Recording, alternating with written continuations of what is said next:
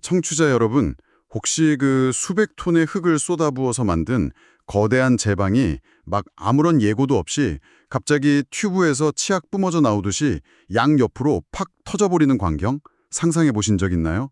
와, 상상만 해도 정말 끔찍하네요. 뭐 지진이 강탄 것도 아니고 폭탄이 터진 것도 아닐 텐데 말이죠. 맞아요. 그게 다 우리 발밑 아주 깊은 곳에 갇혀 있는 그 물 한 방울의 압력이 물리적 한계치를 넘어서 벌어지는 일이거든요. 보통 건설 공사라고 하면 눈에 띄는 거대한 타워 크레인이나 단단한 콘크리트 먼저 떠올리시잖아요. 네, 그렇죠. 겉으로 보이는 게 제일 압도적이니까요. 그런데 진짜 치열한 생존의 사투는 우리가 매일 무심코 밟고 있는 이 땅속 깊은 곳, 그러니까 흙과 물 사이에 보이지 않는 공간에서 결정된다고 합니다. 아주 정확한 지적이네요. 사실 우리가 일상적으로 밟고 다니는 땅을 그냥 완벽하게 고정된 단단한 고체 덩어리라고 믿고 싶어 하잖아요. 예, 저도 당연히 그런 줄 알았죠. 하지만 돋보기를 대고 미시적인 세계로 들어가 보면요. 실제로는 흙 입자들하고 그 사이 빈 공간을 채우고 있는 물이 끊임없이 상호작용하는 아주 역동적이고 불안정한 공간입니다.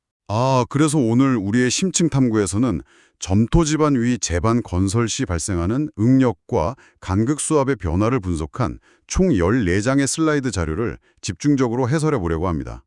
오늘의 미션은 수분이 꽉 찬 연약한 점토 지반 위에 막 긴급하게 거대한 제방을 쌓아 올릴 때 과연 땅 속에서 물리적으로 어떤 일이 일어나는지 파헤쳐 보는 거예요. 네, 평소에 뭐 도로 위를 운전하거나 강가를 산책할 때 발밑의 안전을 당연하게 여기셨던 분들이라면 오늘 내용이 땅을 바라보는 시각을 완전히 바꿔놓을 겁니다. 좋습니다. 자, 그럼 흙냄새 진동하는 땅속 5m 아래로 함께 내려가 볼까요? 자, 먼저 1번부터 5번 슬라이드까지 보시죠. 우리가 분석할 타겟 지점을 명확히 해야 할 것 같은데 지표면에서 정확히 5m 아래에 있는 지점 A입니다. 네, 지점 A죠. 여기가 자연함수비가 무려 140%에 달하고요. 액성 한계가 160%인 아주 초연약점 토지반이에요. 청취자 여러분도 짐작하시겠지만 함수비가 140%라는 건 사실상 흙 입자보다 물이 더 많은 거잖아요. 약간 진흙탕 수프 같은 상태 아닌가요? 맞습니다. 공학적인 용어로는 아주 연약한 포화 정교한밀 점토라고 부르거든요. 지하 수위 자체는 지표면 아래 1m 지점에 있는데 그 점토 특유의 모세관 현상 때문에 흙 입자 사이사이로 물이 빨려 올라간 거예요. 그러니까 사실상 지표면 끝까지 물로 꽉 차 있는 완전 포화 상태라는 거군요. 그렇죠. 이 5m 깊이의 지점 A가 현재 어떤 압박을 버티고 있는지 이해하려면 유효 응력이라는 개념을 짚고 넘어가야 합니다. 좋아요. 이걸 한번 파헤쳐보죠. 유효응력이라면 전체 하중에서 물이 받쳐주는 부력, 즉 간극 수압을 뺀 순수한 흙 입자들의 접촉력을 말하는 거잖아요. 약간 물속에서 무거운 배낭 메고 있을 때 물의 부력 때문에 실제 무게보다 가볍게 느껴지는 거랑 비슷한 거죠? 와, 아주 찰떡 같은 비유네요. 지점 A가 현재 느끼는 하중을 수치로 보면 위에서 짓누르는 전체 흙기동의 무게, 즉 전응력이 64.0kPa입니다. 네, 64.0이요? 그런데 땅이 물로 꽉 차 있으니까 5m 깊이의 물기둥이 위로 밀어 올려주는 초기 간극 수압이 40.0kPa로 작용하고 있어요. 그래서 64에서 40을 뺀 값, 즉 흙 골격이 온전히 버티는 초기 유효 응력은 겨우 24.0kPa이 되는 겁니다. 5m 깊이인데도 흙이 받는 실제 힘이 24밖에 안 된다고요? 생각보다 엄청 미미하네요. 그 숫자의 의미를 제대로 해석하셔야 해요. 하중의 고사 24밖에 안 된다는 건 흙이 튼튼해서가 아닙니다. 물이 무려 40이라는 엄청난 압력을 대신 방어해주고 있기 때문이죠. 흙 입자들은 서로 간신히 손잡고 아슬아슬하게 버티고 있는 거군요. 네, 아주 섬세하고 위태로운 평화라고 할 수 있습니다. 위태로운 평화라. 건설 현장에서는 원래 그런 평화가 아주 쉽게 깨지기 마련이잖아요. 자, 다음 6번에서 8번 슬라이드를 살펴보겠습니다. 이제 문제의 불씨가 던져집니다. 이 연약한 지표면 위에 무한한 길이의 사다리꼴 형태 제방이 아주 긴급하게 시공됩니다. 네, 제방 높이가 3m, 상부폭이 10m, 단위 중량이 입방미터당 20kN이죠. 맞아요. 계산해보면 총 60.0kPa이라는 어마어마한 상제 하중이 지표면을 쿵 하고 짓누르게 돼요. 아까 흙이 견디던 힘이 24였는데 위에서 60짜리가 추가된 거거든요. 근데 잠깐만요. 제가 청취자분들 입장에서 날카롭게 질문 하나 던져볼게요. 네, 어떤 질문이시죠?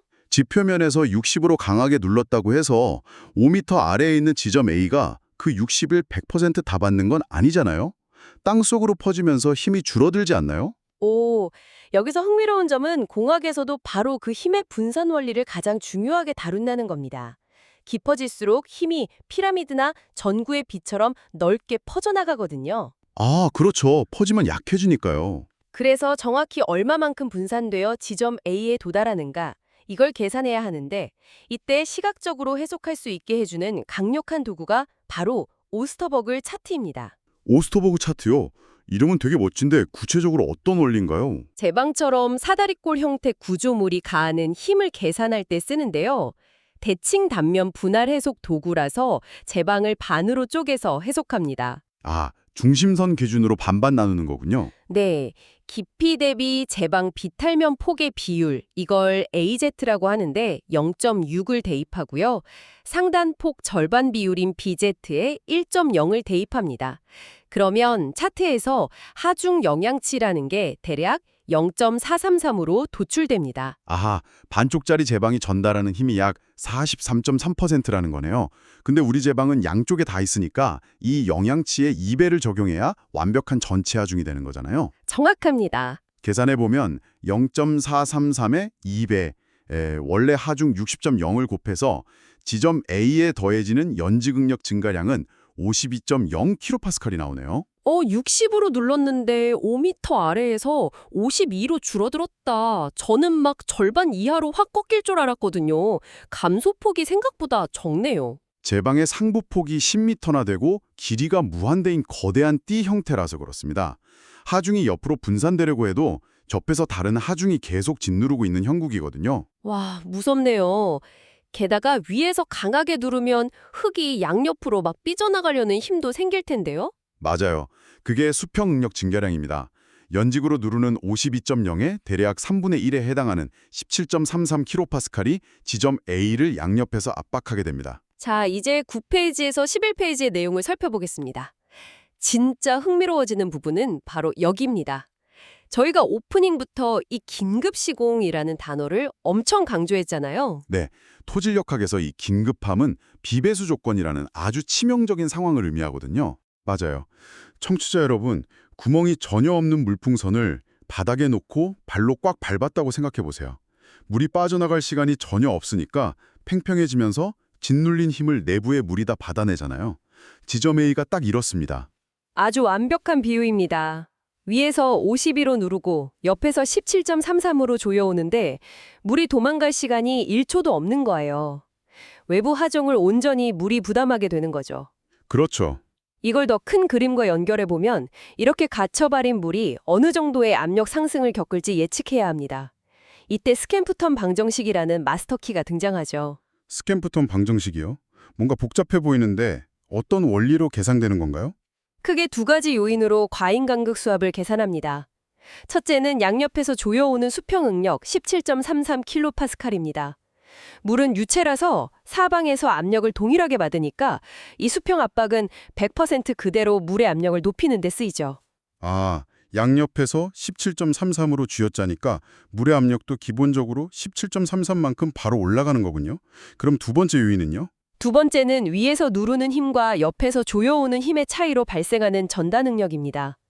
뼈대가 옆으로 찌그러지며 무너지려 할 때 흙의 종류에 따라 물에게 떠넘기는 압력 비율이 달라지는데 이게 간극수압 계수 A입니다. 여기서 A 값은 0.35죠. 흙 골격이 무너지면서 발생한 하중의 35%를 물이 짊어진다는 거네요. 지점 A가 초연약 점토라서 카드집 무너지듯이 와르르 수축하려는 성질 때문이군요. 아주 정확히 이해하셨습니다. 그럼 계산해보죠.